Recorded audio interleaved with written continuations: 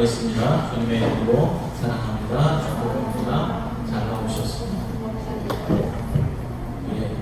이렇게 조금 불편하시더라도 조금 멀리 떨어져서 이렇게 좋을 것 같습니다. 들어오실 때 다 발열 체크하시고 세니타이저 다 바르셨죠? 감사드립니다. 제가 한국에 있을 때나 이곳 하와이에 처음 왔을 때는 가끔 이렇게 볼링장에 가서 볼링을 치면서 스트레스를 풀곤 했었습니다. 우리 저기 앉아 계신 이인소 집사님이 아주 볼링을 아주 잘 치시는데, 그래서 우리 집사님께 볼링을 좀 배우기도 했습니다. 하지만 요즘은 전혀 볼링장에 가지 못하는 그런 형편이 되었습니다. 거의 1년 넘게 볼링을 치지 않은 것 같습니다. 그런데 여러분, 볼링을 치다가 보면 볼링을 치는 자세가 얼마나 중요하다라는 것을 알게 되고, 똑같은 방향으로 볼을 굴리는 것이 중요하다라는 사실을 알게 됩니다. 그러니까 볼링을 잘 치려면 언제나 동일한 자세로 볼링을 쳐야 하고, 똑같은 방향으로 똑같은 곳에 볼을 놓을 수 있어야 좋은 점수를 얻을 수 있게 된다는 말입니다. 이게 말로는 쉽지만 사실 실전에 가서 볼링장에 가서 볼링을 쳐보면 이론적으로는 다 알고 있지만 이게 제대로 잘 안 된다는 것을 알 수 있습니다. 우리가 언제나 동일한 자세로 똑같은 곳에 볼을 굴릴 수만 있으면 좋은 점수를 얻을 수 있을 텐데 말입니다. 그래서 그만큼 자세가 중요한 것이고, 처음에 볼링을 배울 때에는 바른 자세로 공을 똑같은 곳에 계속 놓는 훈련을 반복해서 해야 하는 것입니다.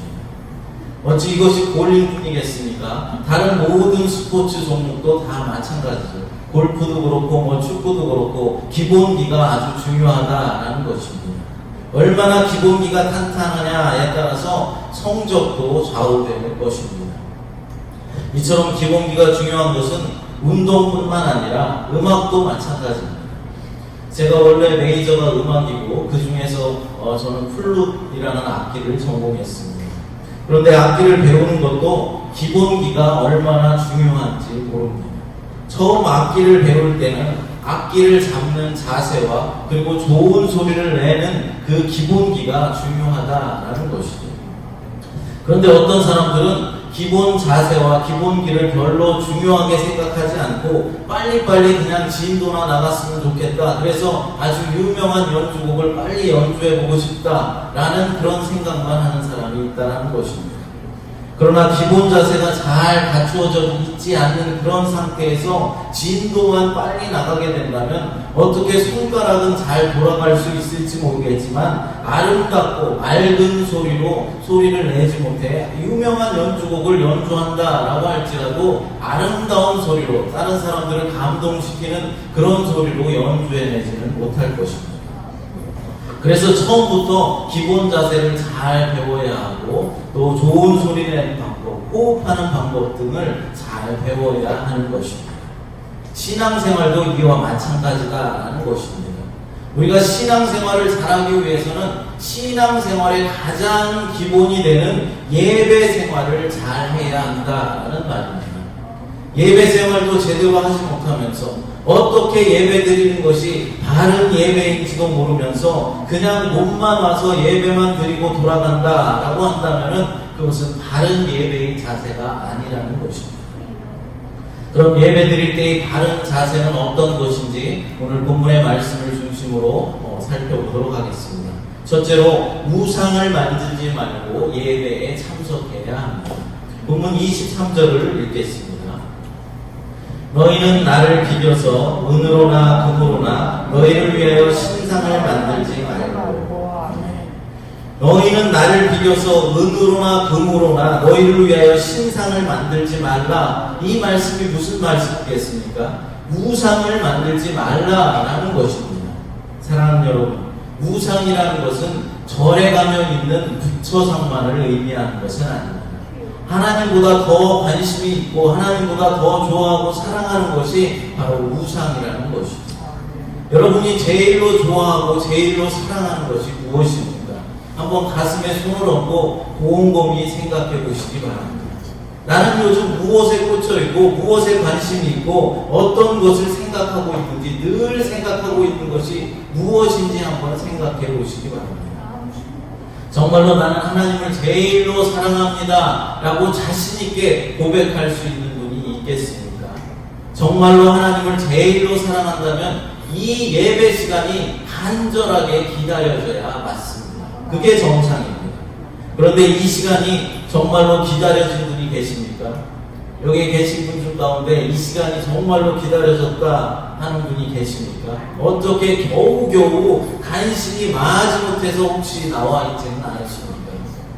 또한 하나님을 제일로 사랑하는 사람이라면 이 시간이 가장 기쁘고 즐겁고 행복한 시간이어야만 맞습니다. 말로는 하나님을 사랑한다고 하면서 예배 드리는 것보다 드라마 보는 것을 더 기뻐하고 즐거워한다면 우리는 아직도 하나님을 제일로 사랑하는 사람이 아니라는 증거일 것입니다. 드라마를 보면 어떻습니까? 꼭 드라마 끝나는 부분에서 극적인 장면을 연출해 내어서 다음 회가 또 보고 싶어지고 또 기다려지게 만듭니다. 그래서 그 다음 회를 보지 않고는 견디기 어려울 만큼 어떤 장치를 해놓는다라는 것입니다.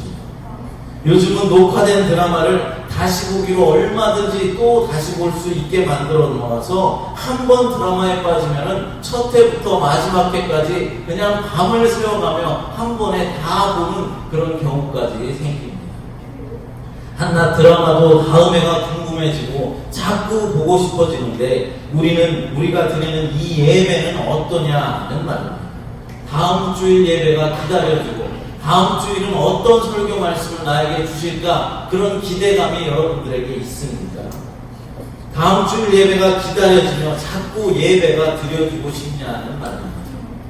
우리는 예배가 기다려지기는커녕 예배에 나와서도 집중을 못하는 경우들이 허다한 것 같습니다.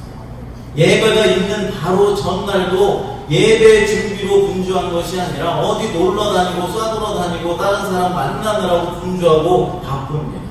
이래서야 우리가 어찌 하나님을 믿고 하나님을 정말로 제일로 사랑한다 라고 고백할 수가 있겠습니까? 우리는 매 시간 예배를 생각하며 예배 시간을 기대하지는 못한다 라고 할지라도 최소한 예배 드리기 바로 전날 준비일로서 예배 드릴 준비를 하고 기도하고 준비할 것은 없는지 또 생각도 해보고 일찍 잠자리에 들어서 예배 시간에 맞춰서 나올 수 있는 그런 정도는 최소한 되어야 할 것입니다. 그리고 예배에 나와서는 다른 세상적인 생각은 좀 잠시 접어두고 오직 주님만을 바라보고 오직 주님께만 집중하고 주님께만 영광 돌리는 그런 예배 시간이 되어야 한다라는 것입니다. 이것조차 우리가 하지 못한다면 우리는 정말로 하나님의 자녀가 아니고 그의 백성이 아니라는 증거일 것입니다. 여러분, 예를 들어보겠습니다. 내일 온 가족이 함께 유럽으로 성지순례를 떠나게 되었다라고 생각하면 어떻겠습니까? 요즘 코로나 때문에 여행은 절대로 가지 못하는 그런 상황이지만 말입니다. 한번 가정을 해보자는 것입니다. 그러면 쉽게 잠이 들 수가 있겠습니까? 우리 어렸을 때 내일 소풍 간다고 하면 잠을 못 자지 않았습니까? 들뜨고 설레어서. 그런 거와 마찬가지로 내일 성지순례를 간다라고 하면 우리가 설레는 마음 때문에 제대로 잠을 잘 수 없을 것입니다. 그런데 여러분, 어젯밤에 오늘 주일 예배를 기다리면서 설레어서 잠을 설친 분이 있으십니까? 벌써 주일이야? 그런 사람들이 더 많았을 것입니다. 설레는 마음까지는 아니더라도 내일이 주일이라면 하나님을 만날 준비를 해야 하는 것입니다. 헌금을 준비하고 내일 입을 옷을 준비하고 마음속으로 하나님 기쁨으로 내일 예배 드릴 수 있도록 도와주세요 라고 기도로도 우리가 준비를 해야 하는 것입니다. 그래야 적어도 하나님을 사랑하는 사람이다 라고 말할 수가 있는 것입니다. 사랑하는 여러분, 하나님보다 더 사랑하고 더 관심이 있는 것이 있다면 그것이 바로 나의 우상이고 여러분들의 우상입니다. 눈으로 보여지는 어떤 형상이나 어떤 조형물만이 우상이 아니고 눈으로 보여지지는 않지만 우리 마음속 잣대에 내가 더 하나님보다 더 좋아하고 더 사랑하고 관심을 가지고 있는 것이 있다면 그것은 모두가 다 우상이다 라는 것입니다. 오늘 본문의 말씀 속에서도 계속해서 말씀하고 있습니다. 우상을 만들지 말라라고 말씀합니다. 이스라엘 백성들이 하나님으로부터 멸망당한 가장 중요하고 첫 번째 되는 요인이 무엇인 줄 아십니까? 바로 이 우상 숭배 때문입니다. 하나님은 그 무엇보다도 이 우상을 섬기는 것을 제일로 미워하고 제일로 싫어하십니다. 출애굽기 20장 4절부터 5절을 읽어보겠습니다. 너를 위하여 생긴 우상을 만들지 말고 또 위로 하늘에 있는 것이나 아래로 땅에 있는 것이나 땅 아래 물속에 있는 것에 어떤 형상도 만들지 말며 그것들에게 절하지 말고 그것들을 섬기지 말라. 내 하나님 여호와는 질투하는 하나님인즉 나를 미워하는 자의 죄를 갚되 아버지로부터 아들에게로 3, 4대까지 이르게 하거니와. 아멘. 바로 10계명의 제2계명입니다.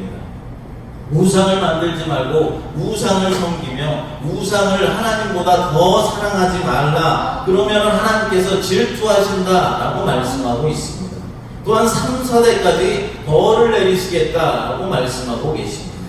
여기서 3, 4대까지 벌을 내린다라는 이 말씀은 부모의 불신앙이 자녀들에게 저주가 된다라는 그런 말씀은 아닙니다. 이것을 잘못 해석하는 사람도 있습니다.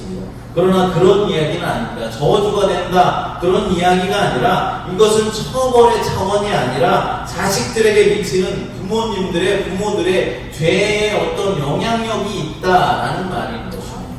예를 들어서 부모가 알코올 중독이나 어떤 약물 중독 그리고 잘못된 성생활 때문에 2세가 기형아로 태어나거나 그 밖에 질병으로 고통당하는 등의 영향력을 미칠 수가 있다라는 것입니다. 만약에 부모가 불신자라고 할지라도 자녀 때에 예수 그리스도를 잘 믿고 믿음을 잘 지킨다면 그 사람은 구원을 받을 수 있는 것입니다.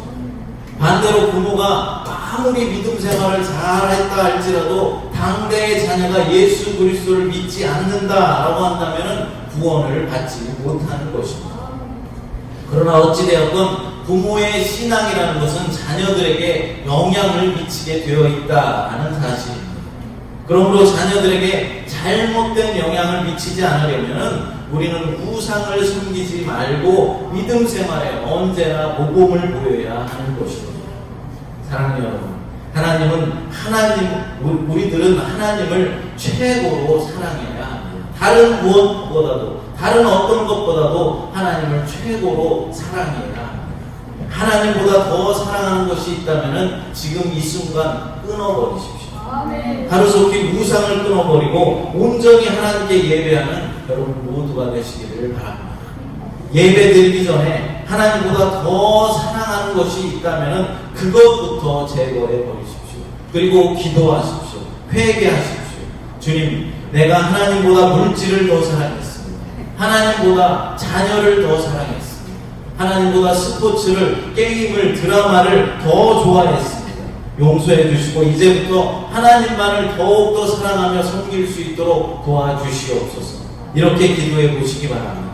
그러면 주님께서 우리의 기도를 들어주셔서 모든 우상들로부터 우리를 멀어지게 하실 것입니다. 두 번째로 예물을 드려야 합니다. 오늘 본문 24절 말씀을 읽어보겠습니다. 내게 토단을 쌓고 그 위에 내 양과 서로 내 번제와 화목제를 드리라. 내가 내 이름을 기념하게 하는 모든 곳에서 내게 임하여 복을 주리라. 아멘. 여기서 번제라는 것은 하나님과의 정상적인 관계 유지와 그분께 대한 온전한 헌신을 상징하는 제사입니다. 그리고 화목제라는 것은 하나님과의 화목과 친교를 상징하는 감사의 제사를 말하는 것입니다. 그러니까 우리가 드리는 예물은 하나님과의 바른 관계와 화목함을 유지하기 위한 것이며 온전한 헌신의 표로 드리는 것이다 라는 말입니다. 또한 하나님이 하나님 되심을 인정하는 눈에 보이는 표시로 드리는 것이다 라는 말입니다. 여러분, 사실 이 세상에 내 것이 어디 있습니까? 어디 이 세상에 내가 내 마음대로 할 수 있는 것이 있겠습니까? 지금은 혹시 우리가 다 내 것 같고 다 내 소유 같을지라도 하나님이 지금 당장이라도 다 허락하시지 않는다면 다 없어지고 모두 사라질 것들입니다. 세상 물질이라는 것은 눈 깜짝할 사이에 금방 사라져 버릴 수도 있는 것입니다. 그러므로 우리는 하나님과의 바른 관계를 유지해야만 합니다. 날마다 하나님께 기도하며 하나님의 도우심을 의지해야 하는 것입니다. 하나님과의 바른 관계를 유지하는 가장 기초가 되는 그런 것은 바로 예배를 바르게 드리는 것이며, 바른 예배를 드리면서 또한 중요한 부분이 예물을 준비하라라는 것입니다. 혹시라도 헌금을 할 수 없는 형편과 상황이 있을 수도 있습니다. 우리 가운데 어쩔 수 없는 그런 상황도 있습니다. 만약 부득이하게 헌금을 드릴 수 없는 형편과 상황이라면 먼저는 마음을 하나님께 드리도록 우리가 노력을 해야 하는 것입니다. 하나님, 저는 지금은 하나님께 아무것도 드릴 것이 없습니다. 하지만 많은 것으로 주님께 드릴 수 있도록 하나님 도와주시옵소서. 그런 환경과 상황을 만들어 주시옵소서. 이 시간 내가 드릴 것은 아무것도 없지만 하나님, 저의 마음을 받아주시고 이 예배를 주님께 드리오니 하나님 받아주시옵소서. 이렇게 기도해야 할 것입니다. 그러면 하나님께서 그의 진심의 마음을 아시고 여러분들을 위로해 주시고 여러분들을 도와주셔서 더욱더 풍성함으로 드릴 수 있는 그런 은혜와 복을 허락해 주실 것입니다. 우리가 하나님께 헌금을 드리는 이유는 하나님이 하나님 되심을 인정하는 마음으로 드리는 것입니다.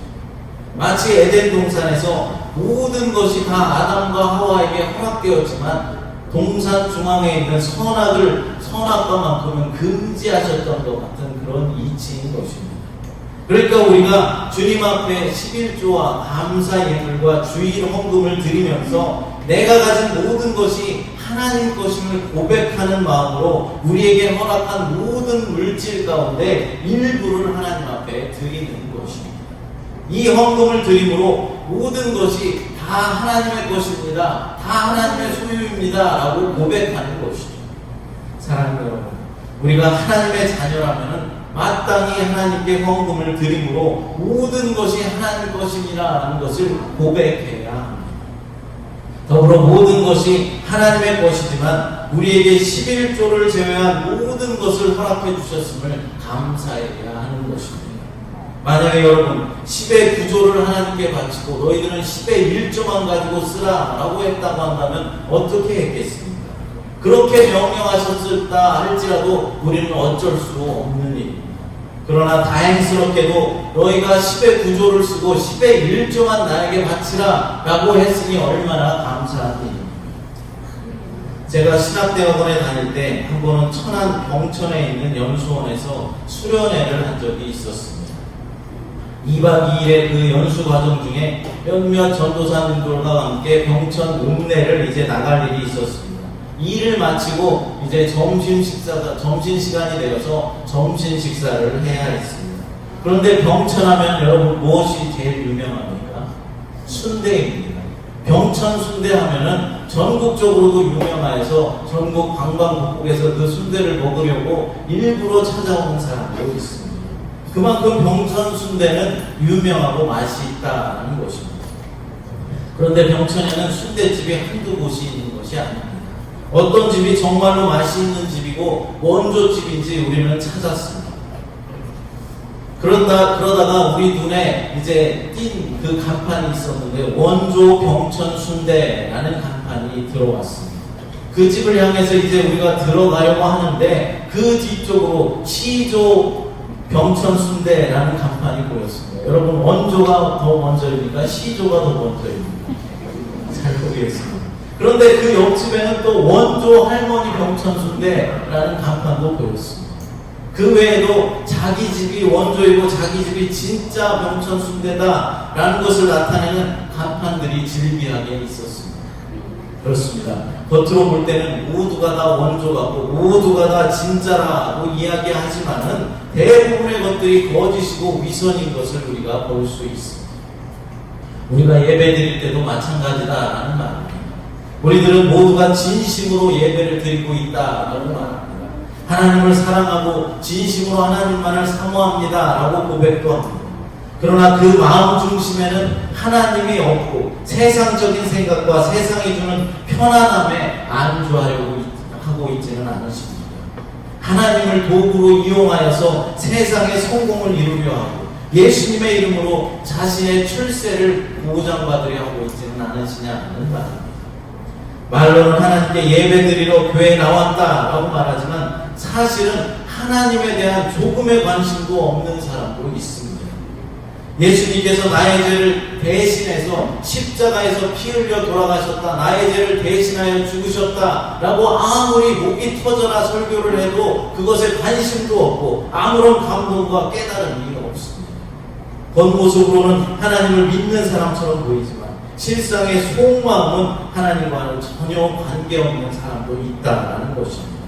정말로 안타까운 현실입니다. 본문 말씀 25절을 읽어보겠습니다. 내가 내게 돌로 제단을 쌓거든 다듬은 돌로 쌓지 말라. 내가 정으로 그것을 쪼면 부정하게 함이니라. 아멘. 이 말씀 가운데 다듬은 돌을 쌓지 말라라고 말씀합니다. 여러분, 이게 무슨 말이겠습니까? 인간이 만든 인위적인 도구로 돌을 다듬지 말라라는 것입니다. 인간이 만든 인위적인 도구로 돌을 다듬는다라는 것은 본질보다는 형식을 더 중요하게 생각한다라는 말입니다.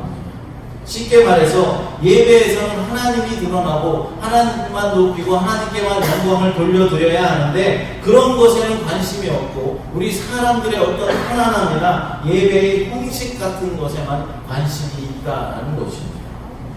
그러니까 교회의 건물이 큰지 작은지, 예배당 시설은 어떻게 잘 되어 있는지 그렇지 않은지, 교회 사람들은 어떤지, 교회 사람들이 사람이 많은지 적은지, 또 목사가 어떤 학교를 나왔는지, 목사가 잘생겼는지 못생겼는지 그런 것에만 마음을 집중하고 있다라는 것입니다. 이것이 바로 예배 드릴 때의 자세의 바로 세 번째입니다. 셋째로, 겉모습보다는 우리의 마음의 중심을 드려야 한다라는 것입니다. 본문 25절을 다시 한번 합독해서 읽어보겠습니다. 내가 내게 돌로 제단을 쌓거든 다듬은 돌로 쌓지 마라.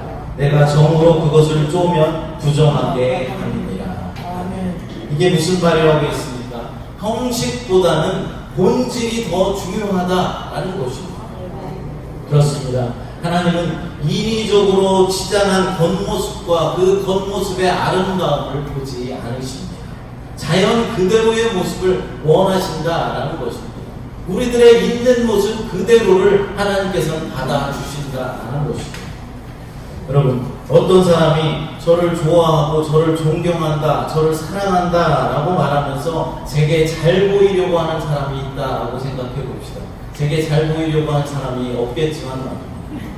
그런데 그 사람이 저와 같이 있을 때는 내게 잘 보이려고 나를 칭찬도 해주고 잘생겼다 이런 좋은 말들을 계속 해주고 또 저를 위해서 기도도 큰 소리로 해줍니다.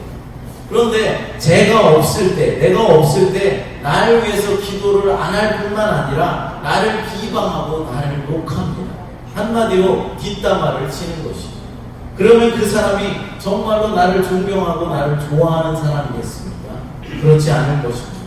나를 정말로 사랑하고 좋아하고 존경하는 그런 사람이라면 내가 같이 있든지 같이 없든지 묵묵히 나를 위해서 기도해주고 나를 칭찬해주는 그런 사람이 될 것입니다.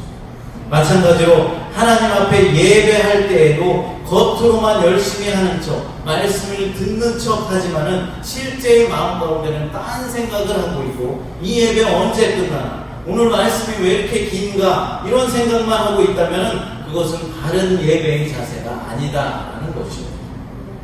그러므로 우리는 예배 드릴 때 우리의 겉모습뿐만 아니라 우리의 속마음, 우리 마음속 깊은 곳에 우리의 마음 중심으로 하나님께 드려야 하는 것입니다.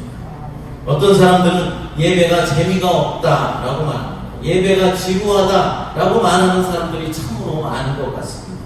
그러면 그런 사람들은 예배의 겉모습만을 보는 사람들입니다. 예배는 하나님만을 바라보는 것입니다. 나를 지켜주시고 나에게 은혜 주시고 나를 구원해 주신 그 은혜에 감사하면서 하나님의 사랑에 감사하면서 하나님께 감사의 예배를 드리는 것입니다. 재미있고 즐거운 것을 교회에 와서 찾는다면 어떻게 되겠습니까? 재미있고 즐거운 것은 교회 밖 세상에 널려 있습니다. 재미있는 것을 찾으려면 번지수가 틀렸다라는 것입니다. 물론 교회에서도 즐겁게 우리가 교제를 나누면서 예수님 안에서 말씀을 통하여서 즐거움과 참 기쁨을 누릴 수 있도록 우리가 노력을 해야 할 것입니다. 그러나 영적인 참 기쁨 외에 육체적인 재미를 교회에 와서 찾으려 하면 안 된다라는 것입니다. 육체적인 재미와 쾌락은 세상 가운데 널려져 있습니다. 여러분들도 잘 아시겠지만 세상에는 술집도 많고 노래 부르는 것도 많고 춤추는 것도 많이 있습니다. 노래와 춤, 술과 여자 함께 있는 것도 많이 있습니다. 믿는 자들이 모르는 그런 환락의 세계들이 펼쳐져 있다는 것입니다. 그러나 교회는 그런 곳이 아닙니다. 교회는 거룩한 곳입니다. 하나님께 예배하는 곳입니다. 교회가 좀 재미없고 좀 지루하고 딱딱하다라고 할지라도 하나님께 감사하는 마음으로 우리는 하나님을 예배해야 하는 것입니다. 사랑하는 여러분, 선택은 바로 여러분들이 하는 것입니다. 세상에 재미있고 즐거운 곳을 선택하여서 영원한 지옥과 사망으로 걸어가든지 아니면 조금은 재미없고 딱딱하다라고 할지라도 주님 품에서 살면서 영원한 하나님 나라로 가든지 말입니다. 하나님께 예배드리는 기쁨을 정말로 아는 사람이라면 작은 성가대의 말 속에서도 하나님을 날마다 찬양하며 감사를 드리는 사람입니다. 이 예배 시간에 자신이 지켜야 할 예배의 자리를 지키며 하나님을 찬양하는 것에 감사하고 기뻐하는 사람입니다. 하나님이 주시는 예배의 기쁨을 스스로 체험한 사람은 어떠한 상황에서 예배를 드린다 할지라도 감사하며 기쁨으로 예배를 드릴 수 있는 것입니다. 여러분 모두도 예배 가운데 참 기쁨이 있으시기를 간절히 축원합니다. 사랑하는 여러분, 이 시간 예배 드릴 때의 자세에 대해서 우리가 세 가지로 생각해 보았습니다. 여러분 예배 드릴 때 어떤 자세로 드려야 한다라고 했습니다. 첫 번째로 우상을 만들지 말고 예배에 참석해야 한다라고 했습니다. 두 번째로 예물을 준비하라고 했습니다. 세 번째는 우리의 겉모습보다는 우리의 마음의 중심을 하나님 앞에 드려야 한다고 했습니다. 이 세 가지 자세를 잊지 마시고 하나님 앞에 예배할 때 하나님을 기쁘시게 해드리는 저와 여러분들이 다 되시기를 간절히 축복합니다. 또한 어떠한 상황 가운데도 신앙생활의 가장 기본이 되고 가장 기초가 되는 이 예배만큼은 절대로 양보하지 않고 지키고 드리겠다는 그런 결단과 믿음이 있으시기를 간절히 축복합니다. 기도하겠습니다. 하나님 감사합니다. 오늘 출애굽기의 말씀을 통하여서 다른 예배의 모습을 깨닫게 하시니 감사합니다. 우리가 우상을 숭배하는 모습이 아니라 하나님께만 집중하게 하여 주시옵소서. 또한 우리가 억지로 헌금을 드리지 않게 하시고 하나님이 나의 하나님 되심을 고백하는 마음으로 예물을 드릴 수 있도록 인도하여 주시옵소서. 사랑의 주님, 나의 겉모습이 아니라 내면 깊은 곳으로부터 주님 사랑을 드릴 수 있도록 그렇게 역사하여 주시옵소서. 우리 성도들을 지켜주시고 모든 어려움과 환난으로부터 지켜주시고 보호하여 주심을 믿습니다. 하나님 도와주시옵소서. 거룩하신 예수님의 이름으로 기도드리옵나이다. 아멘.